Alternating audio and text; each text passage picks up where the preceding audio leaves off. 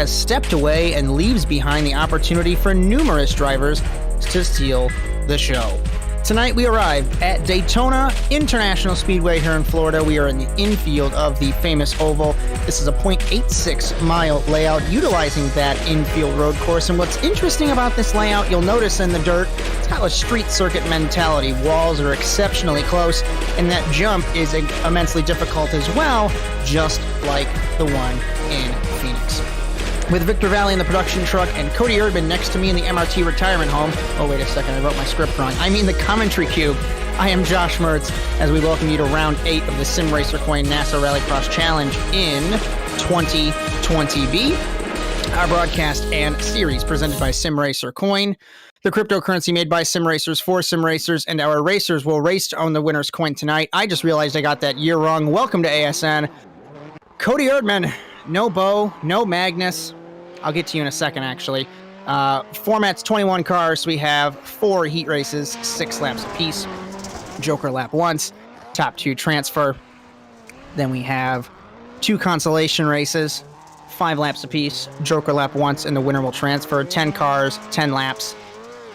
And before we jump into the points, Mr. Erdmann, no Bo, no Magnus. What's going to happen today?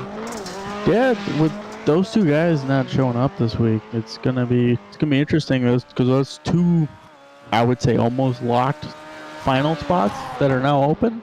So now you have guys that are more mid-pack, that like Kieran and Travis and Chris Wetz came back. So guys like that have a chance to make the final a little bit more easier than with those 2 guys being here. As top 10 in points, Bo Albert with 119. He's not here though. Sindre Silva in second with 111. Connor Parisi in third with 106. Magnus Okenhaug 102. Ray Kingsbury with 66. Savian Ragster with 60. Kraus with 58. Cryer with 55. Mofthoff with 51. And Jason Hook with 42.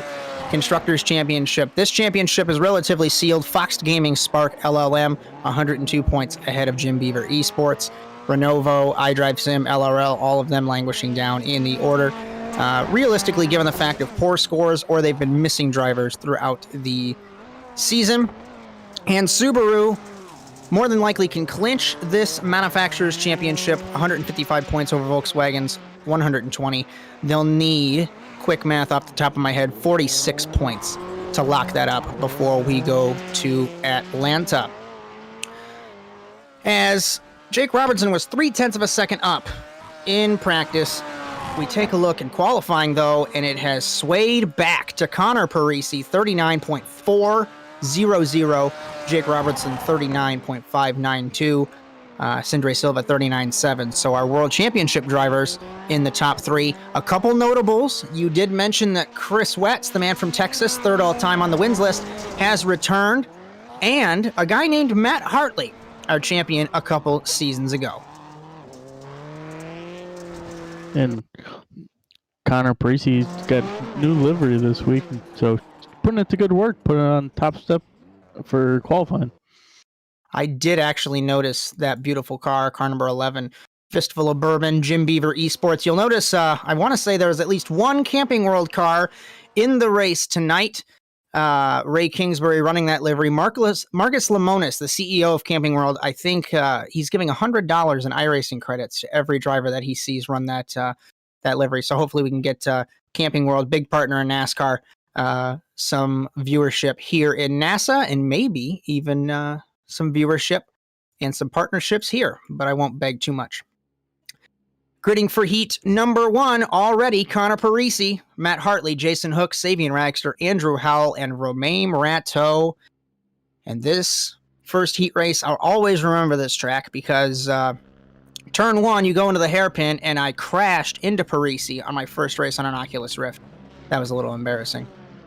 As we get ready for heat number 1, Parisi, Hartley, Hook, Ragster, Howell, and Rateau. 6 laps.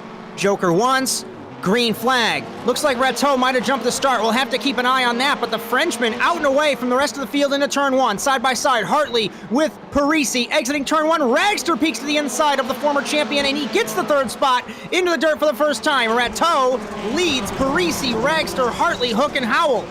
As we'll have to keep a look and see. I don't know if that was a jump start. Parisi to the inside of Rateau here for the race lead. The Frenchman trying really hard to hold that momentum over the little bump and down into this hairpin. Very tricky to get it right. Parisi runs it wide. Rateau undercuts him. Side by side, exiting the dirt.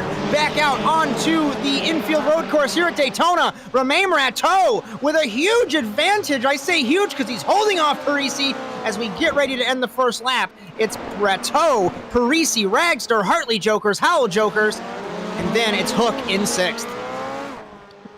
Right now, I'd say that Ragster is sitting in the perfect spot, because if these two make any mistake, he'll be the perfect spot to... As Rateau makes a mistake behind Hartley, and it pushes Rateau out of the way, out of the race lead. And now Hartley, the former champion several seasons ago, back in 2020A, my last championship, he's got Parisi hounding the back bumper of that privateer Subaru. Remember the Motorless Motorsports squad? That squad is no more. There's no Cohenatard. There's no Daniel Aish. It's only Hartley in a private car as we take lap 3 here in Daytona. And Savion actually did get around Romain, so that puts him in the second, most likely once we get all the jokers completed. Ragster has jokered. Let's take a look here. I could be wrong. Ragster has not jokered. Hartley has. Rateau has not. Howell and Hartley are the only two to joker. And remember, you can only take one joker in this race, so Hartley's kind of ruined his strategy, although this is his first race back. We know the Aussie might be a little rusty in that 48 car. Jokering his Hook in the 137. Comes out in front of Rateau here as we take cross flags. Connor's still stuck behind Hartley. I'm surprised he's still sitting there, but I would almost think, Cody, because thinking back to when we used to race together, we would always want a joker to get released from the car we're following if they're slower. I remember I've done that to you, you've done that to me. I mean, why would he be following him? That I am not sure. I imagine just knowing that he is sitting, he's the highest one up in the running order that hasn't jokered, so... 2 laps to go. Ragster on screen here. Something has happened to the man from California. It was in the hairpin. He got hit by Hook.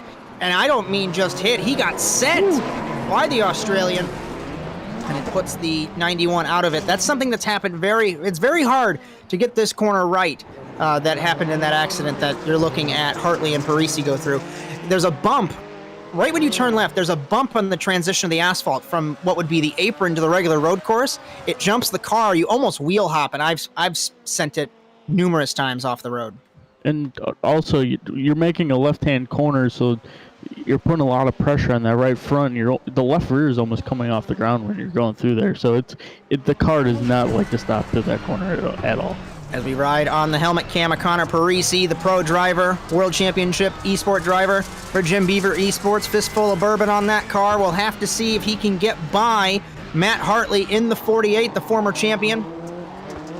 Parisi's going to joker. I think this is really the fight for Rateau to make it into the feature, and I don't think that was a jump start. I'll have to check the results and see, of course, when we get there.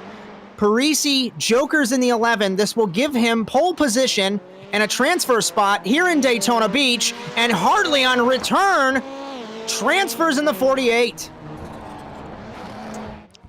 Nice clean race by both of them. Kind of set away from the rest of the field. Good race by, I would say, both. As even with, it might have been a jump start, Rateau could not get that advantage. What a start he had. I don't know if we'll be able to have time to roll it back, and I know I won't remember to roll it back, but I just want to comment that start. I think it was like Valtteri Bottas. He had a start a couple years ago in Belgium. No jump start for Rateau. It's a lot like Bottas's start. He was picture perfect on those lights. and blitzed everyone off the start. And Sindre Silva says no jump. Rateau says no. Sindre Silva says what in all caps. Jake Robertson says he's insane. So the pro driver is very jealous. Robertson, Moftaw, Kingsbury, Forrest, Seymour, Heat 2. Well, just kind of like what we were at a couple weeks ago. Just like Supercross guys, they all got to practice or start and get a better jump on everyone. It's going to be a good race for you. As Philip Kraus says, the Ford needs any advantage it can get. Kidding, of course. Getting ready for Heat 2 in Daytona Beach. Green flag off the line. Moftaw gets a better start in the first phase. Beats Robertson to turn 1. Side by side with his teammate down to the first corner. It's going to be Marwan Moftaw side by side with Ray Kingsbury. The Briton of Robertson squeezes between them, and he takes the second spot. The Egyptian, Marwan Moftaw, 3-time race winner in the NASA Rallycross Challenge, has won here before, and he is holding the lead. Robertson the inside nearly makes contact with the 191. Side by side, Forrest and Kingsbury there. And he's in that Camping World machine. Remember what we talked about in the opener. And the two Apex cars, second and fourth, and LLM is first and fourth, or first and third. And then there's Travis Seymour with LLM and Renovo. And what about Marwan Moftaw, Cody, holding off one of the fastest drivers in the championship, Jake Robertson? This track, he just really suits well with him, as Robertson looks on the inside as Kieran also just jokered. He hooked the curb there, and he had to let off. Forrest Joker's in the 44. He'll be our first Joker. Beautiful camera work from Victor Vallee down in the production truck, and Robertson hit the back bumper of Moftaw, sent him out wide, and puts the Briton down to third. He got a huge run off the corner. Back to second. Maybe team orders? Question mark. They're banned by the series, but who knows? Robertson holds second. Forrest tries to peek to the inside of his teammate. Kingsbury likes this in the 25, wondering if anything will go wrong, but I cannot get over Marwan Moftaw right now. He's setting out good laps.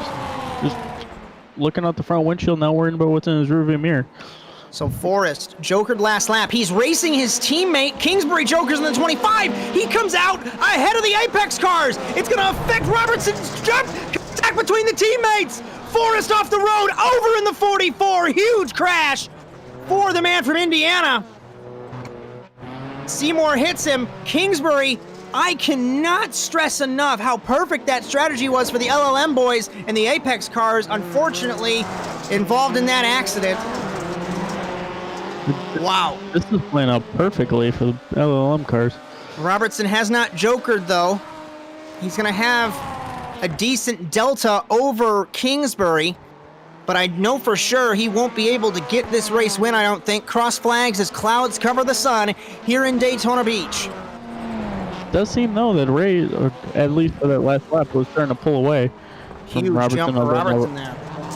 Yeah, Robertson's starting to close up. And we know this kid immensely fast in the World Championship. You'll notice the car's bumped there. He peeks to the inside, the hairpin nudges the 25 of Kingsbury. He's going to let him go there. Good sportsmanship. LLM versus Apex. It's really a shame, Cody, that we did not see the Apex cars in their full potential all season with Brokaw, Forrest, and Robertson. I think that would have been a great battle for the Constructors Championship. Yeah, if Jake could make less mistakes, because that's kind of like we've always been saying. He's fast, but just the mistakes is what killed him.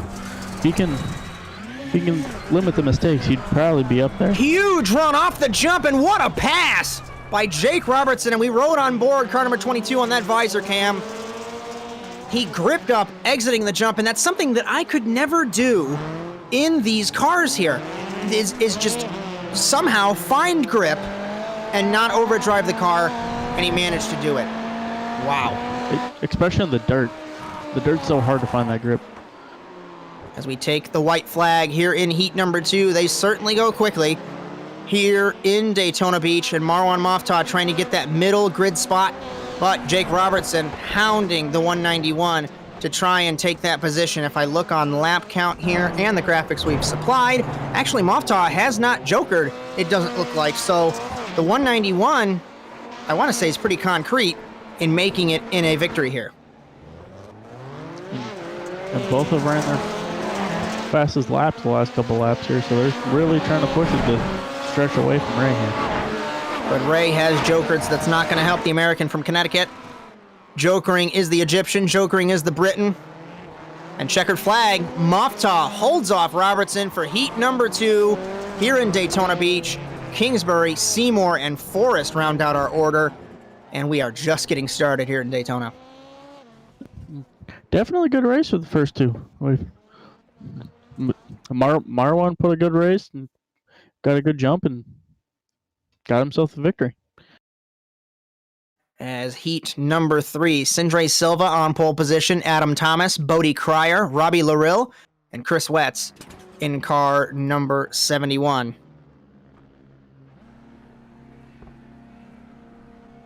As we get ready for this heat race, Cryer had great pace last week in Phoenix. Let's see if he can hold that momentum as a defending champion. On pole position, green flag, Thomas misses the start. Side by side, it's Cryer and Silva down to turn number 1. Cryer's gonna outbrake the 63. Can he hold it on the corner exit? Thomas hits Silva side by side to the chicane in the dirt, and Cryer will take the lead over the jump. Sindre Silva's gonna have a better run. Cryer out on the loose dirt, side by side, contacted the defending champion into the tires! He gets moved out of the way from Cryer into Robbie Larill, and now Sindre Silva on the outside looking in. Thomas runs it wide, Cryer in second, Robbie Larill, they got really close there in the dirt, exiting. And Thomas holds the lead now. We know how quick Thomas was, I believe it was last week. Larill Jokers in the 213. Off the road goes Cryer, nearly locked it up. He's gonna lose the 3rd spot. Wett's getting close for 4th. Larill holds the lead. I'll try and give you a moment, but they just won't let up here as Thomas sneaking in for 2nd. I was just gonna say, this has been a really elbows up race. Everyone's been trying to shove and fight their way to the lead because everyone seems to be on top of each other. As Larill holds the lead ahead of Thomas, ahead of Silva, ahead of Cryer. This whole heat race under a blanket. If we can pull up intervals from our director, Victor Vallee, just to show you guys, all of the cars, I want to say, are within 1 second. Jokering is Thomas. Larill puts Sindre to the inside. Contact between them. They were all within a second. This is working out for Cryer and Thomas as they came together in the final corner. Sindre and Larill did. I was thinking if Thomas was able to joker with being in the lead, that'd probably help him because it would relieve the pressure off behind him because everyone was trying to. He just was fast enough to like hold him behind him, but I felt like if Sindre was able to get there, he'd be able to. As Larill into Silva! And they have been making contact all race long, and I was just about to make a comment. Sindre Silva, very aggressive, but I almost view him as Kyle Busch for the NASCAR fans. When something goes wrong, it snowballs, and Sindre Silva out of a transfer spot. And this is crucial, because if we look at the championship, he's essentially leading with Bo not here. So Connor loves this. And with Connor winning, that's some free bonus points. As Thomas, Cryer, Larill, Wetz, and Silva. That's our running order. Let's reset our Joker rotation. It's basically done. Larill, Cryer, and Thomas jokered lap 1 or lap 2. And Wetz in the 71 has not jokered. We know famously the Wetz strategy is jokering on the last lap, but he's so far back, I don't think it's going to really help him. Yeah, it doesn't seem like Wetz will be there, unfortunately. But 2 laps to go for Adam Thomas in the 625. Representing that Area 52 Designs brand well. I know the guy who runs that. He must be very happy. Yeah, I was just going to mention it's nice seeing Area 52 Designs car out in the lead. It's been a little bit of a hot minute since my own has been out there. So, as Cryer holds 2nd, Thomas was 0.6 of a second up on Cryer that last lap. What's interesting is I thought Wetz did win here in Daytona. He did not. The NASCAR 2003 race went to Philip Kraus when he ran here on those regulations. Silva has gotten by Wetz. Silva jokers, but it's still not going to help him. Cryer, white flag, or sorry, Thomas, white flag over Cryer. Them two definitely have no pressure behind them, as Bodie's teammate, Robbie's even farther back, and it doesn't look like he's trying to even catch him. Through the dirt, and Adam Thomas holds this lead. He's got 1 corner left, and they have a huge gap over Robbie Larill. And this is one reason why I stopped driving, because it made me mad as a driver, but I love it sitting here in the commentary box. The insanity that we watched gives Adam Thomas heat number 3 ahead of Cryer as Larill and Wetz miss the final. The big storyline, Sindre Silva in the 63, out. He'll go to the LCQ. Well, if I remember correctly, it was it Wild Horse or Wild West that Bo was in LCQ and made it through. So it's definitely possible to it recover. was an equipment failure there. It wasn't an accident that put him there. But nonetheless, they're still in the same predicament. Final heat race tonight in Daytona Beach. Philip Kraus, second all-time on the wins list, 4-time champion of the series, Matt Kingsbury, John Dipple, Michael Janney, and Diane Feldman getting ready to go here in Daytona Beach. Green flag. Kraus gets a great jump off the line. Dipple and Kingsbury side by side. They made contact in the start there. And the HM Engineering Spark LLM car of Philip Kraus holds the lead and takes that lead to begin the race ahead of Matt Kingsbury. Much tamer here over the jump. I think they watched that chaos on the first lap. Philip Kraus jumps a little bit bad there. Contact with Kingsbury. I might have spoke too soon. Kingsbury tries the outside. Can't get it done. Dipple in third. Janney and Feldman third, fourth, and fifth. Into the hairpin. We ride on board the rear end camera of Philip Kraus. Kingsbury tried to close that gap in the hairpin. Got really close, about a car length and a half now as we go back through the chicane on the road course. Let's see who jokers on the first opportunity. Matt Kingsbury does. He's the only one to do that, and he will hold the lead at the end of the first lap. And Matt forgot he knew he was at Daytona before he was on a Rallycross track, because he looked like he was trying to draft Phil all the way around the track. As Kraus in second. Great line for the Canadian through this corner, as Kingsbury got the first part of it right, but pushed it out wide. Running it wide again is Kingsbury, and Kraus takes the lead, and he did not joker, so Kingsbury has just blown away the entire delta from that joker in a matter of 3 corners. And Dipple's coming up, sneaking up right behind Matt as well. And I noticed through that hairpin, the tighter you can keep it, the more speed you have coming out of that corner. Through the chicane on lap number 3, no one, while Janney jokers in the 113, Feldman the 84 in the back of the field. As we begin, we're going to take cross flags this time, and I think Kingsbury falling apart in the 21 all over the track. We ride on board John Dipple, our winner from Crandon last season, trying to gain this momentum, the other Briton in this championship. What's interesting, no Magnus Okenhaug tonight. Actually, the LRL team, I kind of spaced for a moment as Magnus is not on LRL. Jokering is the 34. This is going to put him into the race lead, potentially. No, he has to back out. That exact move took me out of a transfer spot in my final season at this track. That was not a fun time. That's when I realized that I was going to retire, because it was not a fun time. Although Matt still kept up, so he still has a chance to, if he capitalizes or puts enough pressure on Dipple to get around him. Or, we saw this last heat race, if the 2 leaders crash, who knows what'll happen. There's also that. Kraus has that gap, he has the delta. Well, he has to joker, so he'll have the delta over these two. So I really think it's down to Matt to push hard and try and get this gap here as we take 2 to go. Very tricky to get that jump right. I don't know if you want to agree with me or if you have a different opinion, but if you land wrong and it bounces the rear end, you are basically going to eat the dirt or eat the wall. Yeah, and actually, right as you were saying that, Matt did just that exact thing. That car bounced super hard, and he was all crossed up trying to keep it under him, and almost went into the tire barrier. As Philip Kraus holds the lead. Dipple closing. Kingsbury closing. White flag. We know Kraus is going to joker. Kingsbury hit the pylon, and over goes the 21. And that whole discussion about a transfer spot out the window. Yep, that is definitely not how you battle for a transfer spot. And the second time in a row that the Beetle gets squished. He rolled last week in Phoenix, and he does it again in Daytona.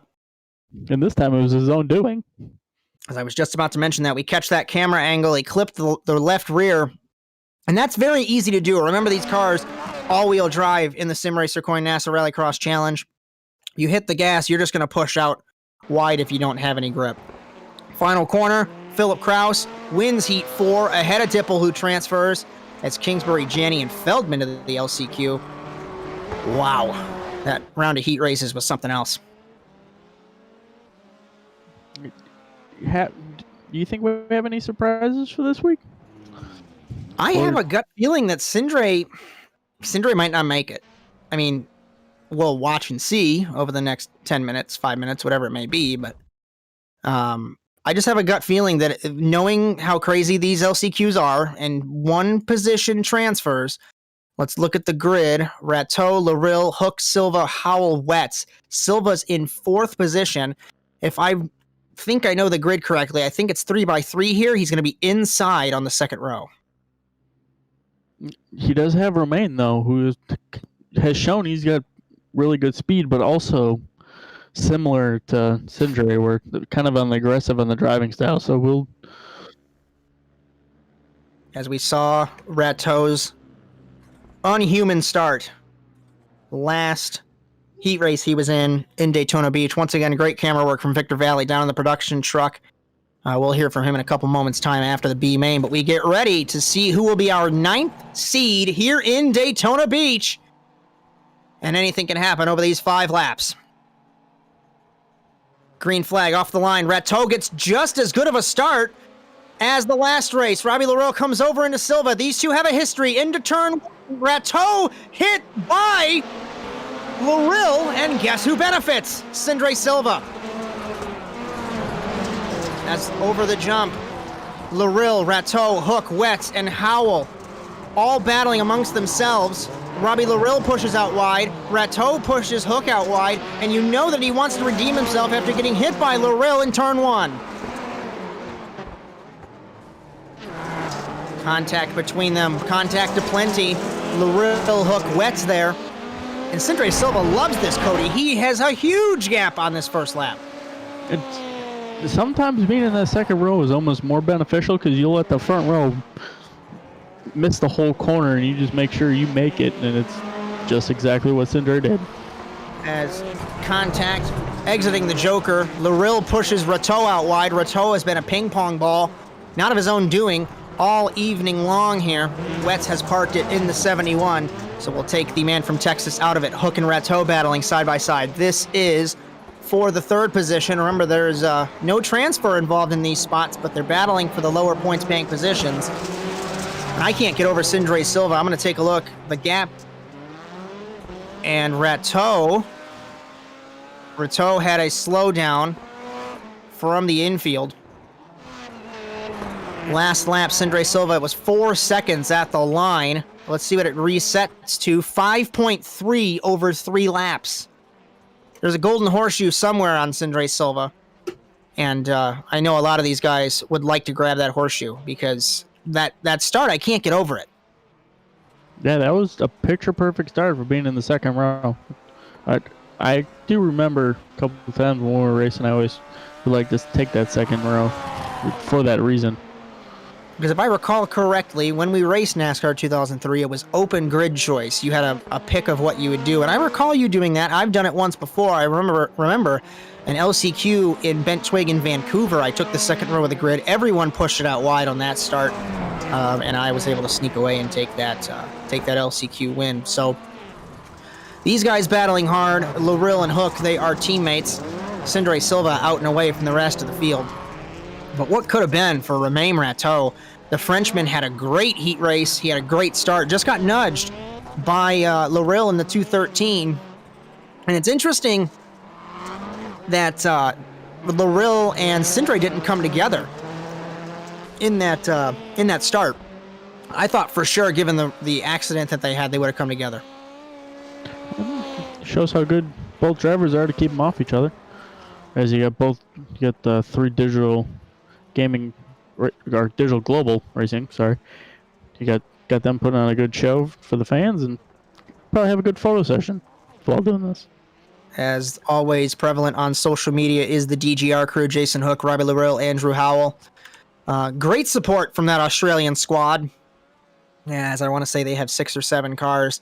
They're not on pace of the manufactured teams, but certainly their presence is welcomed. And who else is welcomed? It's Sindre Silva into the feature race in Daytona Beach. He seeds 9th in a chaotic race. Finishing 11th will be Jason Hook, best of the rest. 13th is Robbie Larill. 15th, Rateau. 17th, Howell. And 19th, Chris Wetz. And we have one race left to determine who will be our 10th seed. Kingsbury, Ray and Matt, that is. Seymour, Janney, Forrest, Feldman, Ragster. That is our grid for our C-Main in Daytona Beach. I fully expect some sending into turn number 1. Remember, we take a look at the Camping World car Marcus Lemonis mentioned on Twitter. Any car running Camping World logos will get, I want to say, $100 in iRacing credit. We'll see if he can make it in the final in that paint scheme. Green flag. I jinxed him. He misses the start. Side by side, it's Kingsbury and Seymour, teammates, down to turn 1. Matt's going to push it way wide in the 21, opens the door for his brother. Forrest through the middle of Ragster and Seymour, and the Kingsbury brothers side by side in the dirt chicane. Track was reset for the LCQ. Kingsbury over the sleeping policeman Turtle there. Matt tries to take the fight to him. Contact between them. These cars all over the place. Look at Forrest in the 44. Contact between the brothers. 3 wide for second. And Forrest goes to second as Kingsbury gets sent from second, or rather the lead, down to 5th. Forrest is hungry. He pushes the 21 wide. He gets nudged by the 21's teammate, Ragster and Kingsbury there. Feldman sneaking into the picture. I wonder what she can do in the 84 for DGR as Seymour and Kingsbury there. Jokering is Seymour in the 144. It looks like Forrest has a slowdown. He runs it wide in the final corner there, and Matt Kingsbury leads in this B main. And Ragster saw what Sindre did that last LCQ, and he almost did the same. He got super close to taking the lead on the first lap from row 2. And Matt Kingsbury holds this lead 1.5 seconds ahead of his teammate. Beatles, first, second, third. Seymour comes down into Feldman, and they make contact, and the 84 gets pushed out wide, or pushed down to the infield. And what could have been for the Australian, as she is down the order now in the 84. Matt Kingsbury jokers in the 21, Ragster in the 91. Ragster has not jokered in that Volkswagen, nor has Ray. Seymour runs it wide in the 144. He has jokered. Forrest has not jokered either. What a run that Kieran Forrest had, but it's so tricky because you think you can push so hard and you can get to the throttle and you're on the dirt, all you get is wheel spin, and then you crash into the other guy. So once you turn, especially on the dirt, you start turning into a pinball, and it's non-stop, doesn't end. 2 laps to go. Ray Kingsbury jokers in the 25. That's going to put him behind Ragster in the 91. Ragster has not jokered, and the gap is 2.5 seconds. I don't recall what the delta time is, but last lap, Ragster was 0.5 seconds up on Matt here. And right now, we're looking at about 2.5 seconds for the delta, and that's your split at the moment. So let's see if Ragster can capitalize. Final corner coming to the white flag. We'll have to look at the lap times. 41.107, 40.856. It was 0.3 up. The gap is 2.3 seconds. This is going to be nip and tuck for this transfer spot, and Matt Kingsbury holds this advantage, but for how long? And just remember, on this Joker, you can't swing all the way out like you normally can, so you can't really box the guy out, unfortunately, coming to the line.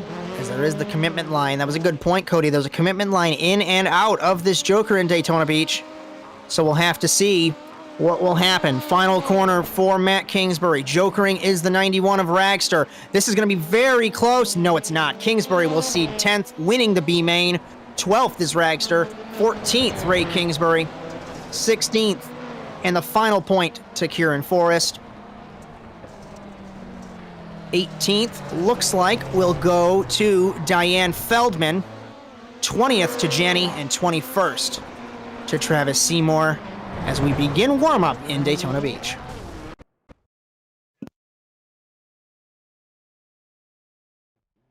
That we do indeed, Josh. Thanks for having me up here in the booth. Thanks for having us in for the race, everybody. I'm Victor Vallee, joined alongside Cody Erdmann for the warm-up pre-race show, I guess you would call it. See, I was looking at that Delta. I thought it was a lot close, or a lot bigger than what it actually is, and yeah, wow. Yeah, you'd think it would, because it really does cut off a good section of the course, but you do have to, with, like I said there to Josh, you have that entry and exit commitment line. You really can't swing it in like you can on the normal course, so you can't really roll your center of the corner roll speed isn't as high. So I'm imagining that's kind of what it is, of why that time with the Delta isn't as big as you'd think it would be, because it does cut off a good section of the course there. Yeah, it cuts off that entire corner right there. I believe that's kind of like the motorcycle course when there's not a bunch of dirt down here at Daytona International Speedway here in Daytona Beach, Florida. But with that said, I think that is actually going to play into the strategy tonight. If people want to take that Joker late, or do they want to take it early? I've heard a lot of drivers say if it's longer, you want to take it early. If it's shorter, if you get a shorter lap time out of the Joker, you want to take it later. That's what we've seen from a lot of the drivers in this event. So if you were a driver tonight, Cody, when would you be taking these Jokers? Well, I would definitely save them, but also use them to your advantage, like kind of Josh and I were saying. You want to use it to almost easily pick off cars, because, like, yeah, you're gaining a second. So if you got a car that's a half a second in front of you and you caught them fairly quickly, or even if it's like a 2 or 3 car, especially if it's 2 or 3 cars, take the Joker and then you're going to jump all of them, so then you can keep your momentum up to start chasing forward.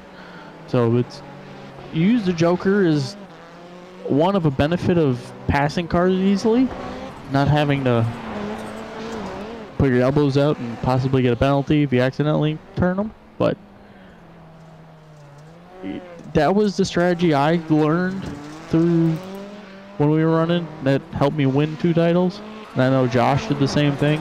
That's kind of how I picked up on. And Wetz also, with all of his wins, it's kind of like we all kind of learned that strategy of if it's a longer Joker, take it in the beginning, because then you can just get in a rhythm and start reeling in guys. And then if it's a quicker Joker lap, then you take it at the end, because then you're gonna be behind, but then you catch up real quick at the end, kind of surprise guys. Yeah, and another thing to mention in that is, as you were saying, was, yeah, you might get a penalty if you make contact with them, but as we've seen almost 100 times out of not, when you're racing side by side with somebody, you lose time. And that time could be the difference between winning and losing in Rallycross, especially in Rallycross, because the laps are so short here and the race is so short, there's not much time to be made or gained. And if you're losing time, no matter what, that's going to be detrimental to your success in the series. Yeah, exactly. And the idea would take like Hell, for example, where the Joker's longer. You take in the beginning, so then you're setting yourself behind the field, so you reel them back in. So when they take the Joker, they're doing their slower laps, so you're passing them that way. So it's kind of it's strategy, kind of no different than like endurance racing, where you have to plan everything. It's the same thing here. Yeah, it's almost like taking a pit stop in a cup race or something when you're starting to catch lap traffic at the end of the stint, short pitting, so that way you don't have to deal with the dirty air and the other cars around you, so you don't lose as much time and you're able to gain as much as possible. As you see, Jake Robertson actually hit the tire barrier there on the apex. Shows you guys how much they're trying to get as much out of these cars as possible. And I know Josh mentioned it earlier, how these guys grip up and the corners and how much they get out of these cars is absolutely incredible, especially with the World Championship guys. They just make such an insane amount of grip out of these cars. It's just something else. This track is so much dirt that you really got to know what you're doing on it, and when you do know what you're doing on the dirt, you can gain so much time over everyone else. But with that said, however, I believe it is time for tonight's final. I'll turn it back over to Josh Mertz here, the voice of the Simracer Coin NASA Rallycross Challenge. As we get ready for round number 184 of the championship overall and round number 8 of the 22nd season. Thank you all for joining us here at Daytona Beach, Daytona International Speedway for NASA Rallycross. Cody Erdmann, Victor Vallee, Josh Mertz. Commentary cube, retirement home, production truck, whatever you'd want to say. We grid for our feature race. Parisi, Moftaw, Adam Thomas, front row. Second row of the grid, Philip Kraus, 4-time champion. Matt Hartley, single champion 2020A. Jake Robertson, very close the last couple of seasons. Bodie Cryer, John Dipple, and defending champion Sindre Silva on the third row. And then Kingsbury. It's actually, I got that wrong. It's 3322. But anyways, we get ready for the feature race. Here in Daytona Beach, it's 10 cars, 10 laps, 2 jokers, and what will happen? Who knows? Green flag in Daytona Beach. It's 3 wide off the line. Parisi down to the inside, holds the lead over Moftaw into turn 1. Hartley into the corner. Robertson gets turned, it looks like, by Dipple. I couldn't catch the car who turned him as Parisi leads ahead of Thomas. Moftaw slides it in the chicane, into the tire barrier, and the Egyptian's off the road. Kraus in the 19 around as well. Can he save it? No! He pips into Robertson. Robertson saves it. So, Connor Parisi leads over Adam Thomas, Sindre Silva, Matt Hartley, Jake Robertson, Kingsbury, Moftaw, Kraus, Dipple, Cryer. That's our running order. Much calmer than I expected, Cody, but I half expected this and half didn't. Parisi jokers on the first lap. Yeah, I was looking forward to Adam Thomas. I had a gut feeling he'd be able to put up a fight to these World Championship guys, and he's showing exactly that. He is in great company right now. He is sandwiched between 3 World Championship drivers and a former champion of this series. Every driver in this final, Robertson got to slow down in the 22. Just to put it into perspective, Thomas and Cryer are the only drivers in this race to have not won a feature. That is a stacked field, as Parisi 10 wins, Robertson 10 wins, Kraus 24 wins, Sindre 5, Moftaw 3, Dipple 1. Who am I missing? Kingsbury 1, Hartley jokers. Could not beat Thomas to the corner. Side by side, Silva over the jump. Sindre's going to be pushed out wide. They make contact, Australian versus Norwegian. I don't know how that's going to go through with race control. Oh, and I believe Hartley may have got slowed down from that. And Hartley might have got slowed. Robertson to the inside of Kingsbury there, 3 wide. I can't even keep up with how crazy this race is. Let's reset our running order. Parisi loves this. Thomas in second, if I can look at this right. Sindre jokers, so does Hartley. Sindre will come out ahead of Thomas for second spot. Kingsbury, Robertson, Moftaw, Kraus, Cryer, Dipple, Parisi. Now, Cody, if I was Adam Thomas, I would joker now. When you have the opportunity, he looks like he tagged the 63 there. He's got both of his strategy cards here. Parisi's taken one. He should release himself at this moment. Yeah, that definitely would be the smart move to do. Jump back by Sindre and then just set your sights on Connor. Let's see what he will do. He does not. He's going to follow Sindre here, but maybe, here's what I'm thinking as we ride on board the 625. He is holding a gap to where he's not going to be completely up the rear wing of the 63.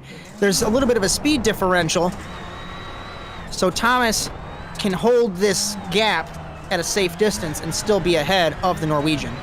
Well, the other thought is, too, is if I was Thomas, let Sindre go and let him catch Connor. So when them two start battling, they'll bring you back to him. So then you take your 2 jokers and you jump in front of them and run away. As we did see that. we did see that a couple races ago. Parisi ran a 39.6 last lap, 40.0. Quick sponsor note, I didn't get it at the beginning. Remember, our broadcast and series brought to you by SimRacer Coin, the cryptocurrency made by sim racers for sim racers. Our racers are racing to own the winner's coin tonight. And I say the sponsor plug, and Adam Thomas throws it off the road. He's battling with Hartley now. Yep. Just noticed that myself. And actually, Sindre, that last lap, tried pulling in Connor by 4/10, but then just bounced off tire barrier into the hairpin. He took cross flags in Daytona Beach. Very quiet through the field here. Moftaw has spun it in the hairpin. Oh, he didn't get spun. He got turned by Robertson in the 22. So I was able to see that off camera. Sindre has, I believe, taken one joker. Connor has taken one joker. Thomas has taken one joker. So he's holding third. He's ahead of Hartley. Hartley has completed his strategy. So Thomas on point here for a podium finish. And also, if you look down in that P7 spot, there's a driver that we know how he drives when he has a bad start, and he has not taken any jokers yet. That's actually the point that I always make, and you made the point before me. You'll recall when racing against Philip Cross for a championship, especially a championship, the Canadian, literally, you set his car on fire and he drives instantly numerous seconds faster than the rest of the field. So we take 3 laps to go. We'll have to take a look and see what he will do. He has not jokered in car number 19. As we got a really nice three-way battle between two of the Thomas, Hartley, Kingsbury. And Kingsbury to the inside into Hartley. Obviously, we put a little bit better bump of the fenders on those vehicles. As they do have history, remember that. And we also noticed that Hartley held that spot. So Robertson gets ahead of Kingsbury. Parisi pulling away with 2 laps to go. Sindre Silva's completed his strategy. We'll have to look at Thomas. This is benefiting Thomas, though, because Hartley has completed his strategy. Robertson's got 1 left, but he has to get through Hartley first. Yeah, this is sitting perfectly into Thomas's hand. Holding on to that 3rd spot on the podium. As it looks as though that Subaru will lock up yet another Manufacturers Championship tonight. We'll get you unofficially with those numbers later on. As Connor Parisi takes the white flag here in Daytona Beach. He wasn't lying last week when he said he was just worrying about trophies. He's definitely looking like to get another one.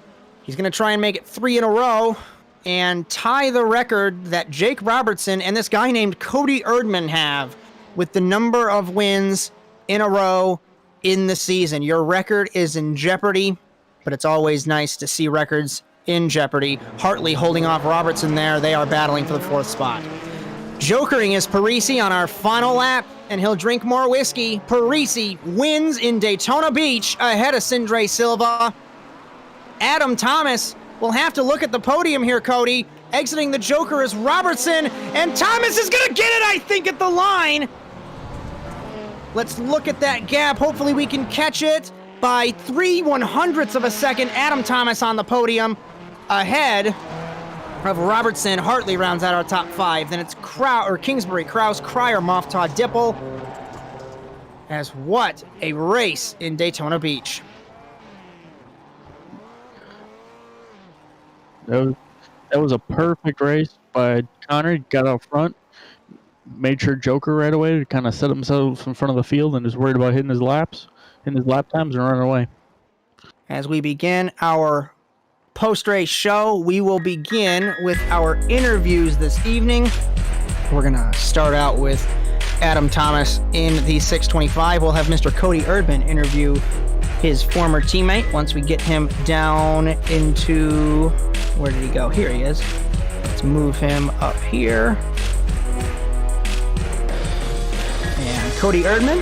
Adam Thomas is here. He's all yours. Hi there, Adam. Good. How'd it feel to be sitting on the front row of a final like that? Honestly, I can't believe it.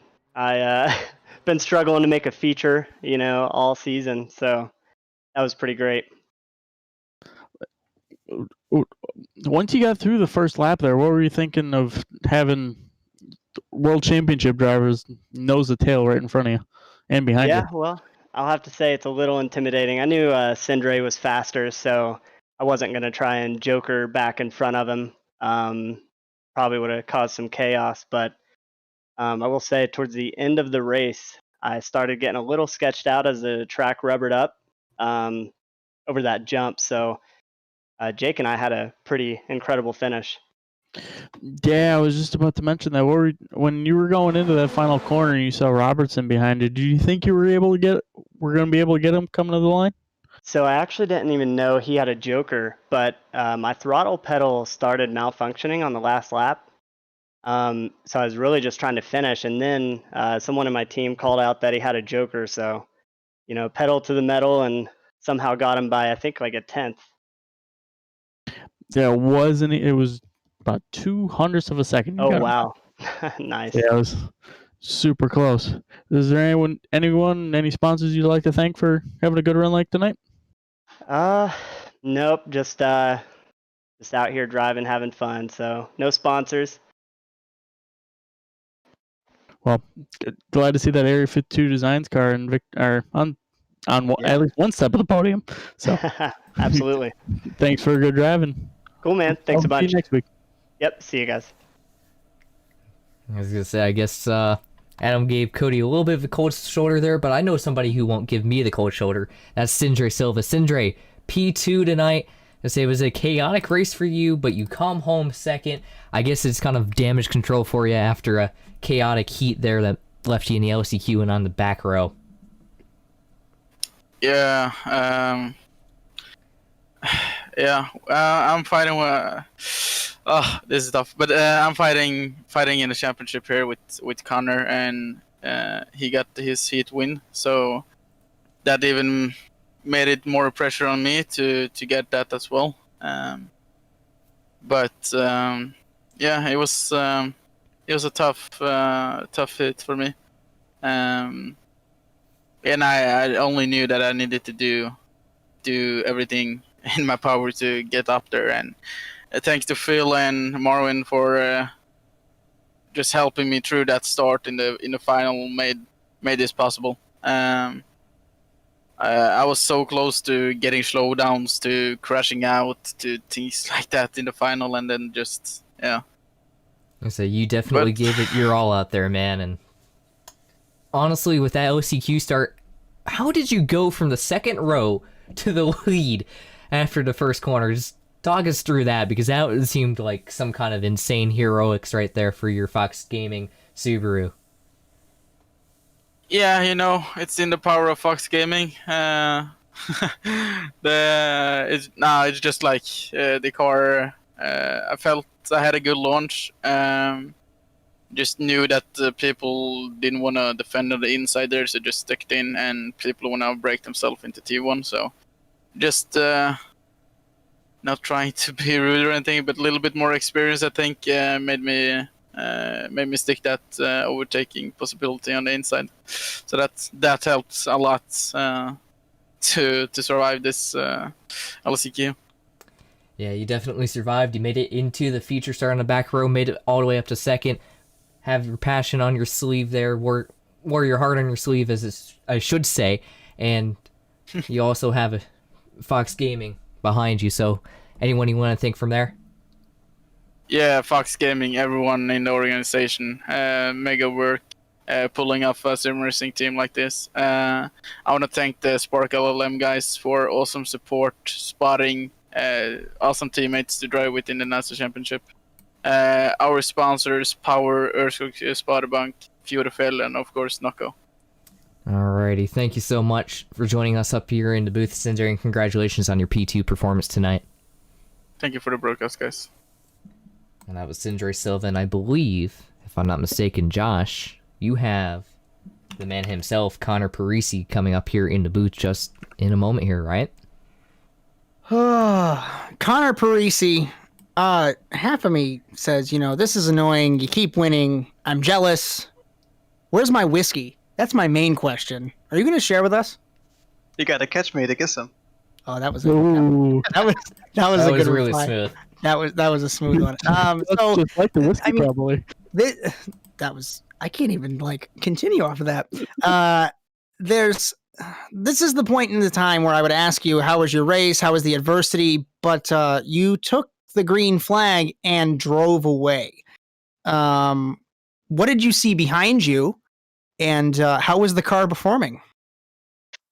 Well, once I saw that the other front runners had some troubles in their heats, I knew if I got a clean start, I could just kind of put it in cruise control and drive a mistake-free race or as close as I could get to that, and I'd be good to go. So once I had a pretty good gap going into lap one Joker, I was like, all right, let's put our heads down and focus and bring her home. As I'd like to rewind just a minute to that heat race. I don't think Rateau jumped the start, but what did you think on that start? When you, at least if I was you, I would think, I've got this, I know I'm fast, everything like that. And then Rateau just blitzes you off the line and takes the lead.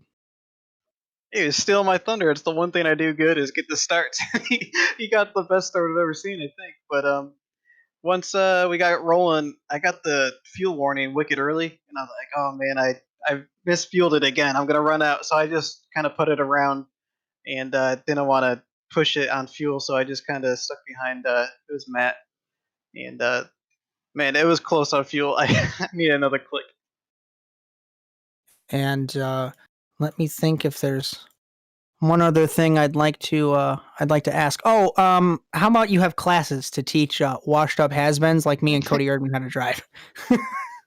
Yeah, Well, because you know where my DMs are. We can work something out.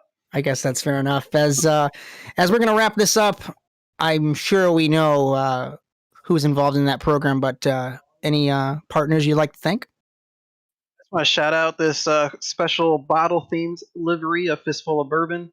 Winners get whiskey. So another week, another shot.